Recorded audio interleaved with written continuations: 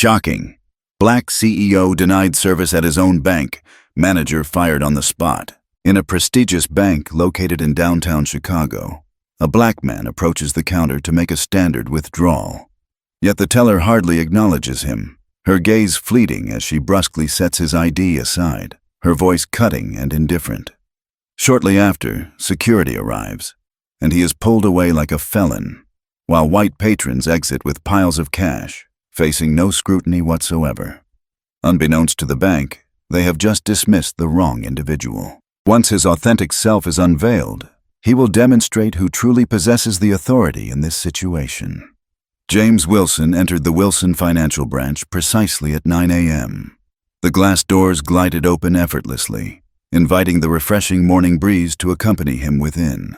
Sunlight poured through the expansive windows, creating striking golden reflections on the gleaming tile floors. The bank buzzed with a subtle energy as business professionals in sharp suits navigated the space behind the counters.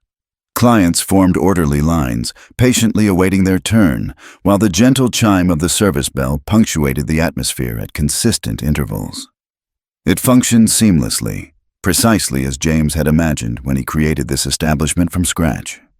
Yet today he was absent from his role as the CEO. Silence reigns, with no gatherings, no media events, and no significant agreements in sight. Merely a standard withdrawal of $15,000 from his personal account. It should be a straightforward task for every customer, free from any difficulties. He wore a neatly pressed light blue button-down, paired with khaki pants and clean sneakers, rather than a custom suit or a designer watch. He moved through the morning crowd with a quiet grace, his presence almost unnoticed yet entirely fitting. As he ventured deeper, his keen gaze landed on a man at the counter, middle-aged, white, dressed in a charcoal gray blazer. The teller beamed as she meticulously arranged the crisp stacks of cash, passing them over with confidence. James caught sight of the figure on the transaction slip as the man exchanged $20,000. The customer slipped the money into their pocket, offered a nod of gratitude, and sauntered toward the exit, free from scrutiny, unchallenged, and at ease. James breathed out deliberately, his jaw tensing momentarily before he relaxed it. He had encountered this previously, experienced it previously. However, today, he felt an even stronger resolve to guarantee that his own establishment was not nurturing that same kind of unspoken bias. With a calm demeanor, he approached the teller counters. The queue was brief, and in no time, he stood before a blonde woman clad in a crisply tailored navy blazer. Hannah Carter was inscribed on her nameplate. In contrast to the earlier exchange he had observed, Hannah refrained from presenting a smile. Without a moment's hesitation, she reached under the counter and effortlessly slid a clipboard toward him, barely sparing him a glance. "Complete this," she instructed, her voice devoid of warmth, impersonal. No salutation, no formalities. James examined her features intently for a brief moment before shifting his focus to the document. Standard withdrawal form. He had no problem completing the forms. Rules were rules, yet there was something unsettling about her demeanor. He kept his calm, pulling a pen from his pocket and swiftly jotting down the necessary details. Once finished, he pushed the clipboard back in her direction, accompanied by his driver's license. She accepted the slip, yet her eyes didn't even flicker towards the ID. Instead, she glanced at the total and promptly pushed the form back across the counter. "We can't process this," she stated sharply, crossing her arms. James scowled, his fingertips grazing the disapproved document. "Beg your pardon?" Hannah remained unblinking. "This type of large cash withdrawal is not something we manage." His brow knitted in concentration. "I just witnessed that individual exit with $20,000 in cash." He motioned toward the door, where the last patron was now making their way onto the bustling street. "You showed no hesitation with him at all." Hannah's lips formed a tight, straight line. "That stands out." James leaned slightly forward, his voice steady yet resolute. "In what way, precisely?" Hannah shifted her gaze for the first time, not from discomfort, but rather from a sense of irritation. Rather than responding, she tilted her head just a bit, her gaze darting toward the glass-walled office at the rear, where Victoria Harris, the manager, was watching intently. In that moment, clarity washed over James. James directed his attention to where Hannah was looking, toward the glass-walled office at the rear of the bank. There, Victoria Harris stood with her arms crossed, observing the exchange with a keen, almost piercing gaze. A woman in her mid-40s, dressed in a perfectly tailored suit, possessed a keen, discerning gaze that suggested she had reached her conclusions well ahead of any pretense of weighing the evidence. As their gazes locked, she offered a subtle nod, barely noticeable, yet it carried weight. Hannah's posture straightened, her confidence lifted by the unspoken endorsement of her superior. As she faced James again, a chill flickered in her gaze. She let out a sharp breath, as though the conversation had already drained her. "I told you," she said, tapping the slip of paper that lingered between them. "This transaction cannot be processed." James took a deep breath, deliberate and calm, maintaining his composure. "So I'm curious to know the reason behind this." Hannah took her time before responding. Instead, she drummed her perfectly polished nails against the counter in a measured, intentional cadence, as though she were buying time. At last, she let out a deep sigh, tilting her head slightly.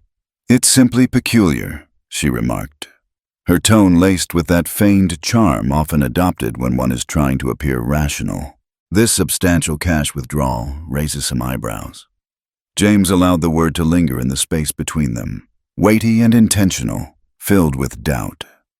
It nestled deep within him, a familiar weight in his chest and bones, just as it always did when individuals like Hannah employed courteous language to conceal more sinister motives. He was well acquainted with this game.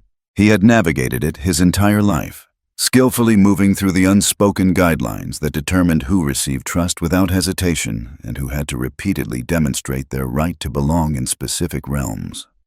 James remarked, his tone steady and composed. "You didn't appear to be suspicious when he acted in precisely the same manner." There was no need for him to gesture. They both understood exactly who he was referring to. "So, Hannah, could you clarify the distinction for me?" A brief glimmer danced in her eyes, a momentary pause before she regained her composure, shaking her head.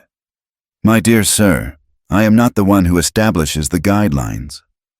James emitted a quiet, mirthless laugh. He repeated, "You don't set the rules, but you certainly know how to use them with precision." Hannah's demeanor hardened, her lips forming a narrow, tense line. "I must speak with my manager," she stated sharply, her voice terse. Without waiting for a reply, she pivoted sharply on her heel and vanished into the back office. James remained still. His fingers lingered on the cool surface of the counter, tapping absent-mindedly, in sync with the steady rhythm of his heartbeat. The atmosphere in the bank had transformed, faint yet perceptible, as though the very environment had detected the underlying tension brewing just out of sight.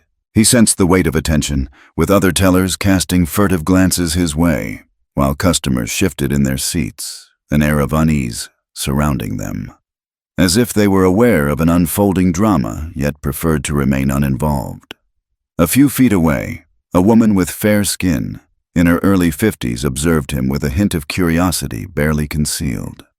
He read from the name tag affixed to her purse, Linda Parker. She lingered by the customer service desk, her hands clasped over the strap, caught in a moment of contemplation about whether to speak up.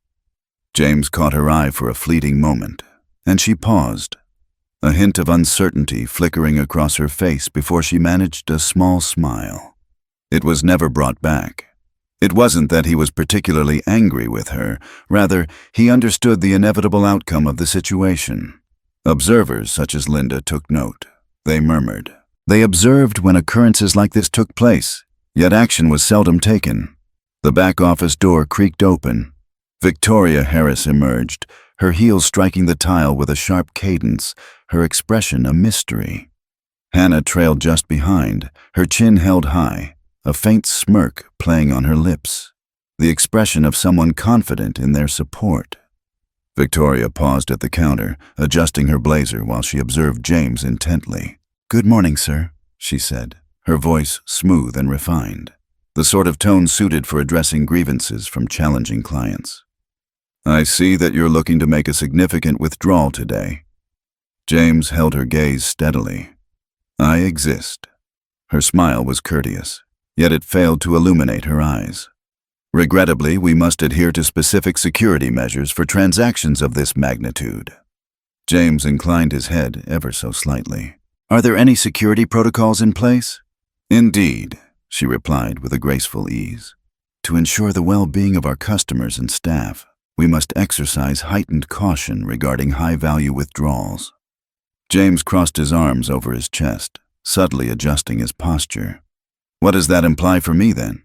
Victoria wore a look of sympathy, one that seemed to convey regret, but was, in truth, rather patronizing. "We must confirm some extra details before moving forward." James let out a breath through his nostrils. "Are you referring to my details?" It's evident that there was no need for verification when that individual took out more than I did. Victoria's smile remained intact, yet the subtle tension in her jaw revealed that she was not accustomed to facing challenges. "I can't comment on other customers' transactions," she said, her tone becoming more pointed. "In this instance, I will need to validate the origin of these funds and check the amount of your most recent deposit." James sensed his patience wane further. "Your account number is right there in front of you. Research it." Victoria's expression grew steely. "I require your cooperation, Mr. Wilson." James chuckled, a brief and disbelieving sound. "Collaborate.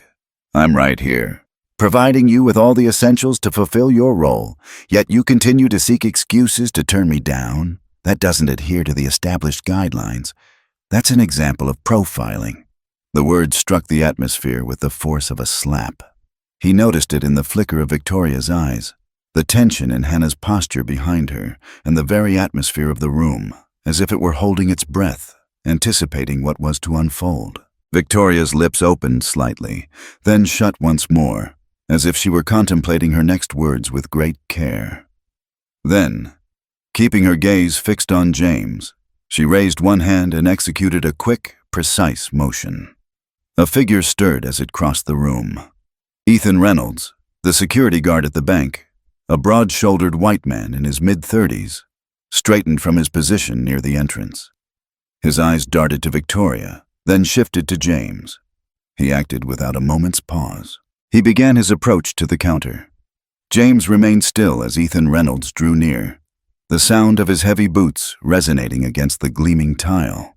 The security guard stood tall and broad, embodying an authority that radiated without the need for display, as individuals of his stature never felt the urge to validate their presence. His expression remained meticulously composed, yet his posture betrayed a different story. With shoulders squared and hands relaxed at his sides, he moved with a slow, measured gait, as if bracing for an impending confrontation that seemed unwarranted. Victoria chose not to cast a glance in his direction. She was not obligated to. The unspoken directive had been issued. Her gaze remained locked on James, poised and observant. She anticipated obedience. They consistently did. James exhaled slowly, maintaining control and steadiness, his expression a mask of inscrutability, despite the heat coiling within his chest.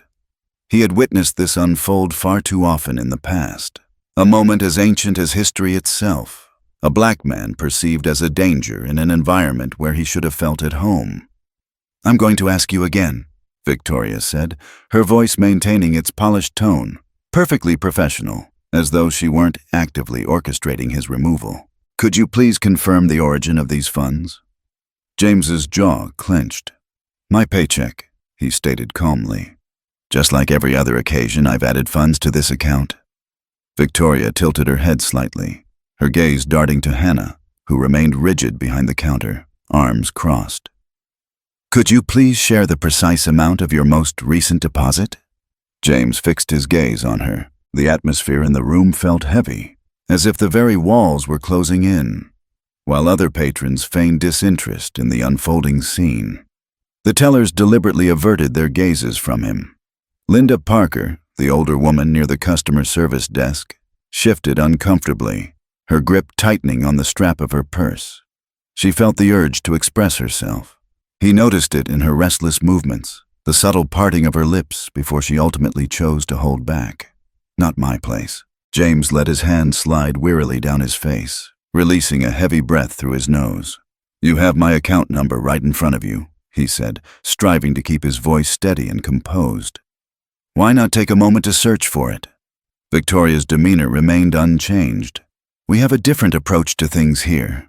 A dry, humorless chuckle escaped James's lips. "How intriguing," he remarked. "Having been a customer here for many years, I find it surprising that I've never encountered these questions before. I have always been embraced as part of the community."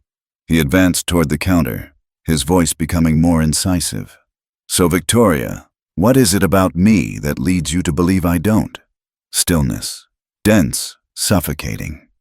Hannah's eyes darted to Victoria, filled with doubt. Even she recognized that they had ventured beyond the boundaries of policy into a realm altogether different. However, Victoria. She remained steadfast.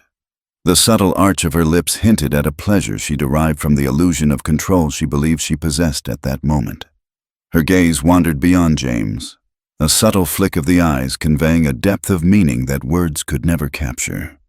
Ethan Reynolds halted next to him, near enough for James to sense his presence, a silhouette hovering at the boundary of his vision. Ethan's voice was flat and impersonal as he said, "I'm going to have to ask you to leave," as though James were merely a trivial annoyance, as though he were not a patron of the very institution he established. James slowly turned his head, finally locking eyes with the guard.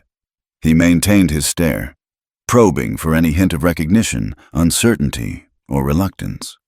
He discovered nothing, and yet he was certain that Ethan was not the one who made this call.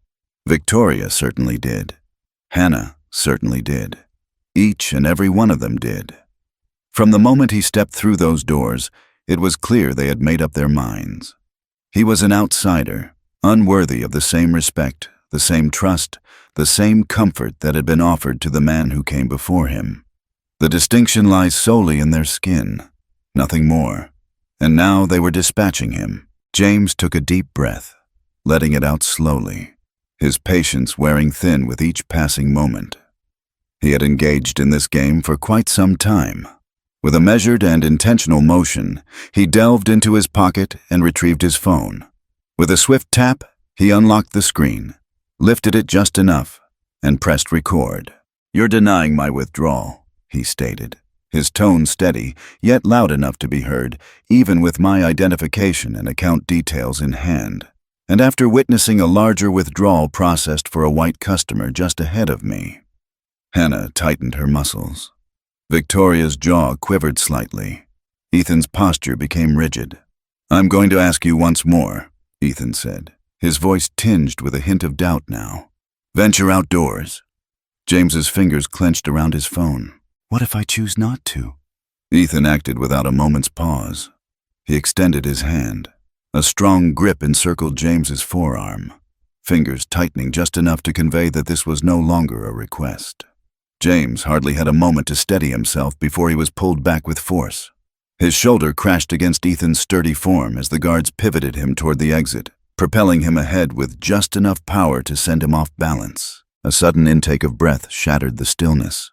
A quiet voice murmured, "What on earth?" Yet no one intervened. His feet struggled for grip before a stronger shove sent him crashing against the glass door.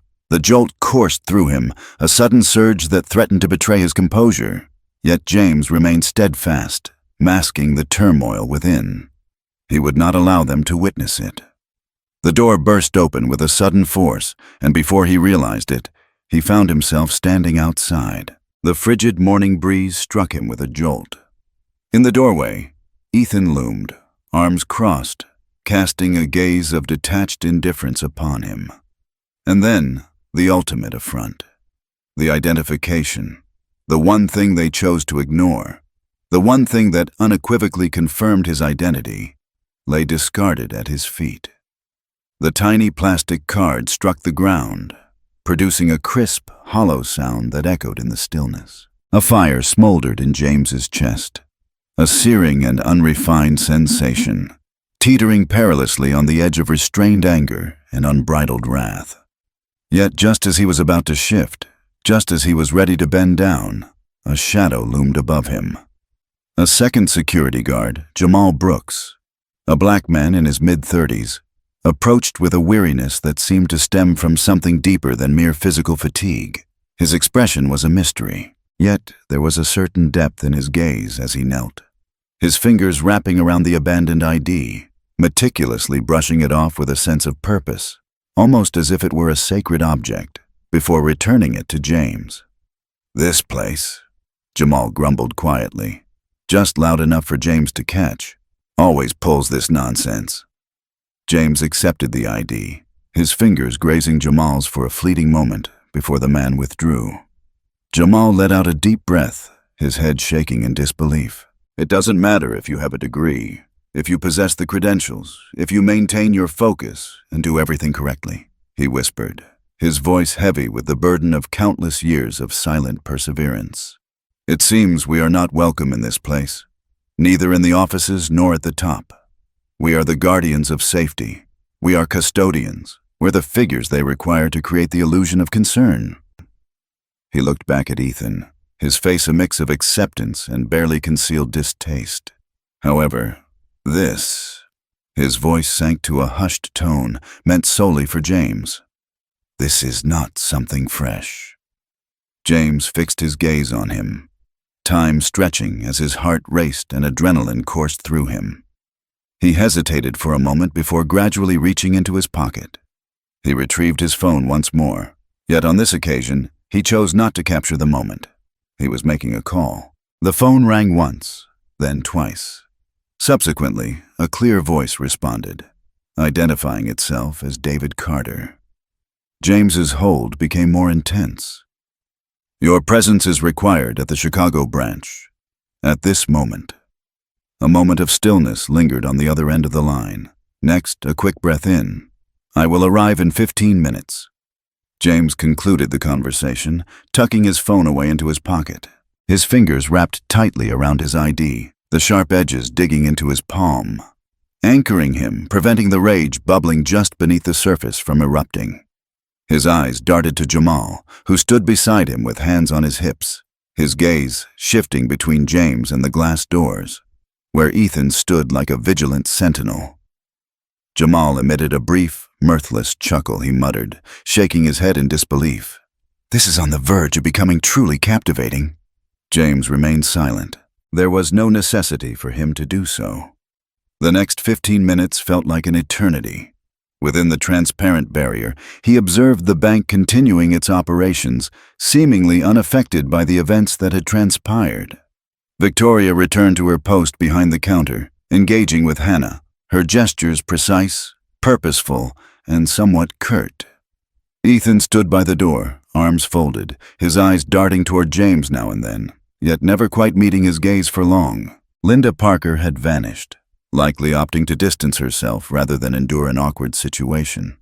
Standard. At last. A polished black car glided to a stop at the curb. The driver hardly had a moment to shift into park when the door flew open, and David Carter emerged. David was a figure who drew focus effortlessly, without any need for solicitation. A man in his early 50s with salt and pepper hair, dressed in a sharp suit and possessing keen, piercing eyes. In contrast to the superficial professionalism James encountered within, David's authority was genuinely earned, not merely displayed. He seized every moment. As soon as his eyes fell on James, his demeanor shifted noticeably. In that moment, he began to shift. Ethan stood tall as David drew near, a hint of doubt crossing his features. He surely recognized him, undoubtedly understood that this was not merely another customer. Yet David failed to even recognize the guard's presence. He moved past him effortlessly, the atmosphere in the bank transforming as the glass doors opened for him, his presence cutting through the tension with precision. James advanced, each step deliberate and steady, yet a simmering excitement twisted within him. Jamal paused briefly, then followed behind. The moment Victoria turned to face David, her expression danced between confusion and a dawning realization. She stood tall, adjusting the front of her blazer, regaining her composure with a practiced ease. Hannah, positioned directly behind her, became rigid. "Mr. Carter?" Victoria acknowledged, her tone carefully controlled, her polished demeanor settling into place. "I didn't see that coming." David interrupted her before she could complete her thought. Undoubtedly, his tone was frigid, incisive. "If you had been present, this situation would not have arisen." Victoria's lips opened slightly, then sealed shut. A fleeting look of unease crossed her features, yet she regained her composure swiftly. "It appears there has been a bit of confusion, sir." "Oh, there's no misunderstanding," David interjected seamlessly, his eyes flickering momentarily to James before returning to her with unwavering focus. "The sole aspect that perplexes me is the reason behind my CEO's abrupt removal from his own bank." An eerie stillness enveloped the room, Hannah's complexion drained of color. Ethan tensed by the door. Even the tellers who had been feigning disinterest halted in the midst of their transactions. Victoria's eyes fluttered momentarily. Then she blinked once more. For the first time, her meticulously crafted demeanor wavered. Her mouth parted, a heartbeat too late. "Save it," David said, his voice firm and unwavering. His eyes darted toward Hannah. "His transaction was declined by you." Hannah's throat moved subtly. "I was merely adhering to the established guidelines." "What is the protocol?" David responded, his voice laced with skepticism. He allowed the word to linger, letting it expand within the quietude. "Is that the term we're using for obvious racial profiling these days?" Hannah's lips parted and shut, yet silence enveloped her. David chose not to linger for a response. His focus returned sharply to Victoria. "Tell me, Victoria," he said. "Gradual, intentional, calculated. Did you take a moment to review his account before concluding that he wasn't fit to access his own funds?" Victoria took a deep breath, her facade finally beginning to crumble. "Indeed, Yes or no?" David's voice was soft, yet deadly. Victoria paused, if only for the briefest moment. Yet it sufficed. David let out a measured breath through his nose, deliberate and unhurried. He surveyed the room, his gaze shifting from Hannah to Ethan, and finally landing on the tellers who had remained silent throughout the unfolding scene. He allowed the silence to linger, letting it envelop them in the heaviness of what had just been revealed. At last. "You've completed your task," he stated. Victoria stiffened. "Greetings." "Effective immediately," David persisted, seemingly unfazed by her interruption. "And if I discover that this type of treatment has been occurring with other customers," his eyes shifted towards Ethan, "or if any employee under my guidance believes they can wield their position to impose their own biases," he allowed the sentence to linger, the threat woven into the quiet. "Your job won't be the only thing you'll lose. You will face legal consequences for this." Ethan averted his gaze with a sense of propriety. Victoria's cheeks burned with a vivid crimson hue, a striking departure from the cool assurance she had exuded only moments before. "This is utterly superfluous." "Superfluous?" James finally spoke, his voice cutting through the air, filled with disbelief. "You dismissed me as if I were a common offender. You wouldn't even glance at my ID, nor would you bother to verify your own system. You were fully aware of your actions." Victoria recoiled. David turned back to James, his expression shifting as a flicker of apology danced in his eyes, aware that words would not mend what had already transpired. He nodded decisively, then shifted his gaze to Jamal. "What about you?" David inquired. Jamal tensed up. "Greetings." David observed him intently for a brief moment, then gave a subtle nod. "Congratulations on your promotion. In effect, as of today." Jamal's eyes grew large with surprise, his posture adjusting in response. You deserve better than this," David said plainly, then shifted his attention back to James. "James," he said, the warmth in his voice sharply contrasting with the icy command he had employed with Victoria. "This branch needs to be cleared out." James acted without a moment's pause. "Absolutely." David gave a single nod. Then, As though the choice had been settled in his mind, he faced the bewildered employees once more. All individuals connected to this incident will be referred for bias training. Compulsory. His eyes held steady on Ethan. That encompasses safety measures. The gravity of his statements hung in the air, a definitive punctuation to the moment. Victoria parted her lips once more, yet silence enveloped her. James breathed out, calm and measured. With no further look in her direction, he moved ahead, taking back his position at the counter. Hannah quickly moved to the side. David motioned to the computer, initiating his withdrawal. This time, there was no room for dissent. The neat piles of cash were tallied and arranged meticulously before James, the funds belonging to him. His. Not a matter for discussion, not a point needing justification, simply his. As he accepted the cash, his eyes darted toward Jamal. The man remained rooted in place, a hint of bewilderment in his expression, as though he were grappling with the whirlwind of events that had just transpired. James pushed one of the piles closer to himself. Jamal's expression darkened. "Excuse me, sir." James maintained his focus.